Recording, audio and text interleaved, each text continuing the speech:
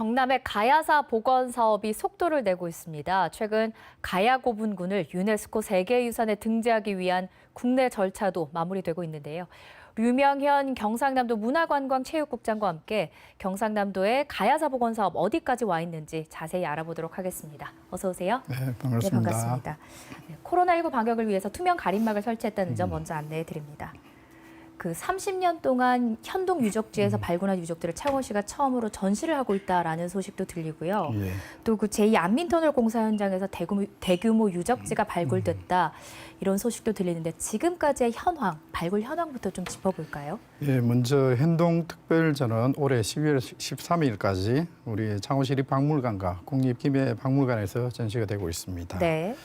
그동안에 우리 가야 유적 관련 발굴 그 현황을 보면은 최근에 이제 민선 7기 최근 3년 동안에 총 한 139건이 발굴이 되었습니다. 예. 발굴이 되었고 주요 성과로는 최근에 3년간 국가문화재 11건을 지정을 받았습니다. 보물이 8건 그리고 사적이 3건입니다. 특히 좀 놀라운 사실은 예. 1978년 최초에 우리 보물이 지정된 이후에 한 건이 지정된 이후에 40년 만에 보물 8점인 지정을 받았습니다. 예. 그리고 또 한 가지 중요한 것은 어저께 이제 언론 기사에 났습니다. 그 김해 대성동 76호분 그 출토된 목걸이가 국립이 아닌 국립박물관이 아닌 지역 공립박물관에 보관 관리 중인 가야 유물로서는 최초로 지정이 됐습니다. 그래서 이런 의미로 봤을 때 앞으로는 문화분권 실현에 굉장히 의미가 있는 그런 사건입니다. 그렇군요. 네. 지난 5월에 이제 관련 특별법이 통과되면서 좀 발굴 작업이 또 급물살을 탔다라는 얘기도 나오는데요. 이 법안이 어떤 내용인지 그리고 실제 법 제정 이후에 변화가 있었는지도 궁금합니다. 예, 그 특별법은 그 기존에 6개 문화권이 있습니다. 네. 그래서 고구려 백제 신라, 가야, 마한, 탐락까지를 아우르는 통합법안입니다. 통합법안이고 그래서 기존에 우리 그 법안이 문화재 중심의 보존에만 치우쳤다 그러면 이 법안은 그 문화재 보존과 그리고 활용 개발의 균형을 추구하고 있고 또 더불어서 지역 발전까지 추구하고 있는 그런 법안이고 또 이 법안의 주요 역할은 앞으로 가야역사문화권의 보존과 활용에 대한 법적 제도적인 근거가 될 것이고 예. 또 종합적이고 체계적인 가야사 연구 복원을 가능하게 해줄 그런 법안입니다. 그렇군요. 또 이제 계속 반가운 소식이 들리는데 지난 9월에 문화재청에서 가야고 부근을 유네스코 세계유산 등재 신청 대상에 선정했다 이런 소식이 들려왔습니다. 지금 그 이후에는 어떻게 진행이 되고 있습니까? 네, 굉장히 힘들게 이런 작업들을 해왔습니다. 네. 그래서 앞으로는 이제 대상 신청 선정이 되었기 때문에 내년 1월까지 유네스코 세계유산센터에 등재 신청서를 영문본을 제출할 예정이고 그리고 내년 9월까지 유네스코 자문기구인 이코머스 현지 실사를 마무리되고 예. 그러면은 또 이코머스 패널 회의가 있습니다. 이 회를 거쳐서 최종적으로는 22년 7월 달까지 최종적으로 등재가 결정될 예정입니다.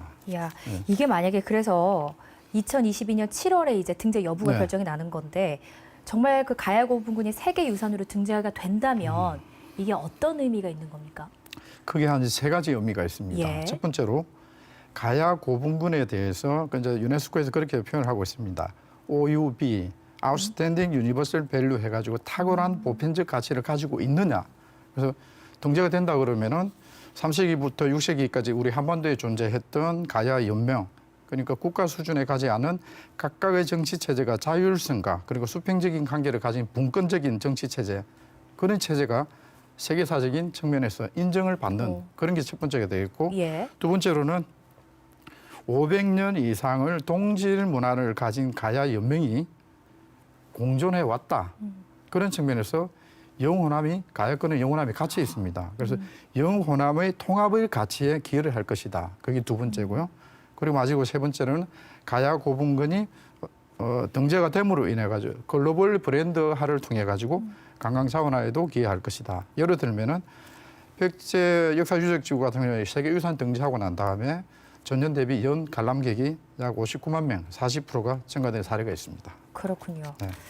지금 그 세계유산 등재도 목표로 많은 활동하고 계시고 그런데 앞으로 그 경상남도 가야사 복원을 위한 계획도 들어보도록 하겠습니다. 예, 그동안 특별법 제정을 기반으로 해가지고 저희가 지난 1년 동안에 초강력 협력 가야 문화권 조성 기본 계획을 수립을 했습니다. 네. 국비 5억 포함해가지고 10억 원을 들여가지고 국토연구원과 문화관광연구원을 통해가지고 지금 현재 조사연구 보건과 한룡사업 관련해가지고 약 1조 4천억 원 정도의 사업을 발굴을 했습니다. 그래서 앞으로는 이 계획을 기반으로 해가지고 국비 새로운 비목 신설 그리고 정부 예산에 반영시키고 궁극적으로는 지금 현재 한국판 뉴딜을 얼마 전에 발표를 했는데 그런 디지털 거린 뉴딜을 접목해가지고 또 최근에 저희 지사님이 지역 균형 뉴딜까지 또 제안을 했습니다. 예. 지역 균형 뉴딜과 연결해가지고 정말로 문화 분권을 실현해 보겠다.